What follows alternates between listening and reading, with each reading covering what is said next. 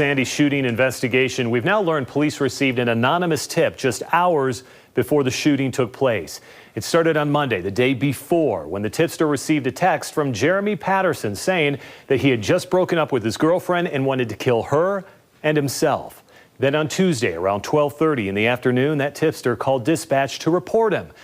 Well, 3 hours later, Memorez Rackley and her young son, Jace, were dead. As new specialist Lad Egan found out, the tipster's information never got to the right police department. Lad?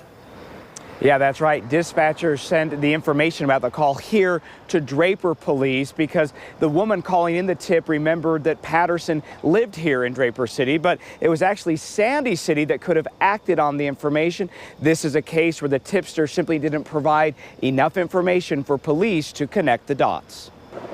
The information that we had was very, very limited. 12:30 in the afternoon on Tuesday, June 6th, an anonymous tip comes into Draper police from a woman wanting to report text messages she had received. And this person wanted to kill himself and the girlfriend.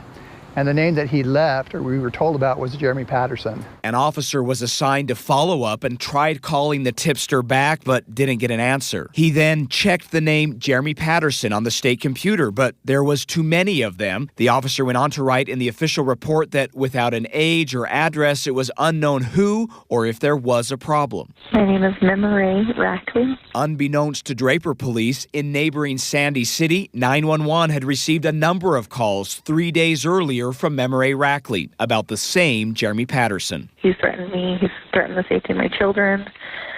And I don't know what to do. Sandy City police did contact Patterson and told him to stop. Even though his address is listed in Draper, the two police agencies had no reason to share the information. We had no information to indicate that there's any type of connection to a Jeremy Patterson that they had maybe talked to 3 days before with the same type of a complaint. The case of the anonymous tip was closed, and by the time 3 short hours ticked by, it was too late. Patterson had carried out his threat, killing Rackley, her kindergarten son, and injuring 2 others. We didn't know that this particular threat was going to be carried out on this particular day.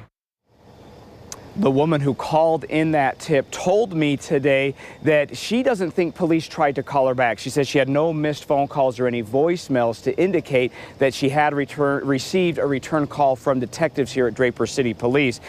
Police say it's hard to say if this would have changed the outcome, Mike, but I did talk with Sandy Police, and they said had the tip instead come to their department, they definitely would have reached out to Memorez Rackley and told them about the threat. Yeah, certainly it still breaks your heart, and you're left thinking here, what if? Lad Egan, live tonight. Lad, thank you. Dave?